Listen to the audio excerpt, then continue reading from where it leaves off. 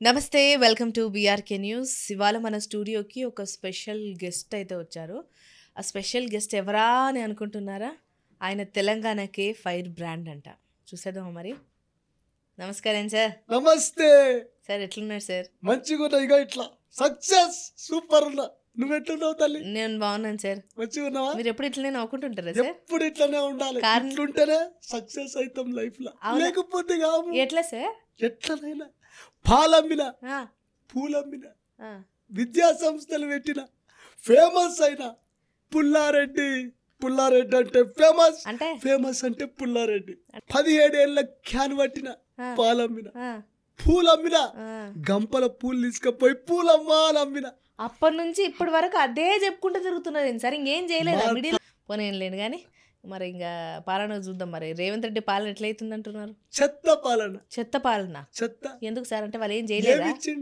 అంటే free bus లేదా మనకు? ఏది ఫ్రీ బస్ లా? కొట్టుకుంటున్నారు, జుట్లు పట్టుకొని ఆడోళ్ళు కొట్టుకుంటున్నారు. ఎవరో ఒకరు కొట్టుకుంటారు, అందరు కొట్టుకుంటారు. పెట్టినప్పటి నుంచి రోజు పంచాయతీలు అవుతున్నాయి. చూస్తున్నావా? నీకు రిపోర్ట్లు వస్తున్నాయా సార్? మీకు వస్తాయమ్మా. ఈ గీ రిపోర్ట్లు కూడా మీకు వస్తాయా? మల్కాజ్గిరిలో 128 మంది ఆడవాళ్ళు కొట్టుకున్నారు. లెక్కలు కూడా వేసిందా సార్? అప్పుడే పంచాయతీలు చేసిన అన్ని నాకు వస్తాయి. ఆ లెక్కలు కరెక్ట్ కాదంటారా? మళ్ళీ ఫ్రీ బస్ పెట్టుడు కరెక్ట్ కాదు. ఎందుకు పెట్టాలి? అంటే మగ పోరగాళ్ళకి అన్యాయం జరుగుతుంటే ఫ్రీ బస్సులు ఎందుకు పెట్టాలి? ఆటో డ్రైవర్లు చూడు, క్యాబ్ డ్రైవర్లు చూడు, అలా పని ఏంది? పాపం గోసపడుతున్నారు. మళ్ళా కేసీఆరే రావాలి అని చెప్పుకుంటున్నారు. అంటే అది కూడా ఒక హామీ కింద ఇచ్చిండు. ఆడోళ్ళకి బెనిఫిట్ అవుతుంది. అదొక హామీ. ఆడోళ్ళకి బెనిఫిట్ అవుతుంది కదా, ఛార్జీలు లేవు. సరే నువ్వే చెప్పినావు ఆడోళ్ళ పథకం అన్నావు. ఇంకా 5 గ్యారెంటీ లేవు, అటకెక్కిపోయినాయా? చేస్తారు మెల్లగా. ఎప్పుడు చేస్తారు? చేస్తారు. ఎన్నేళ్ళ వచ్చి అవుతుంది సార్. 17 ఏళ్ళ అయింది వచ్చి. ఏం చేసారు? చేస్తారు. ఇంకెప్పుడు? మన కాళేశ్వరం ప్రాజెక్టు కూడా మరి ఏదో పర్లు ఇచ్చింది అంటున్నారు. మరి పోయి చక్కగా చేసిరా?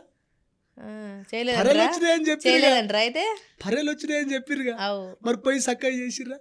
దాన్ని ముట్టుకోలే ఇప్పటిదాకా. ముట్టుకున్నారా? మళ్ళీ మీరేమైనా ప్రయత్నించిందా ఏమైనా చేద్దామని? మీ జోబుల నుంచి పైసలు తీసి? ప్రభుత్వమే మాది లేదా? అంటే ప్రభుత్వం ఉంటేనే చేస్తారా సార్? ప్రభుత్వంలో మనం లేనప్పుడు ఏం చేస్తాం? ఇప్పుడు మా కేసీఆర్ లేడు, జనాలు మా కేసీఆర్ కి రెస్ట్ ఇచ్చిర్రు.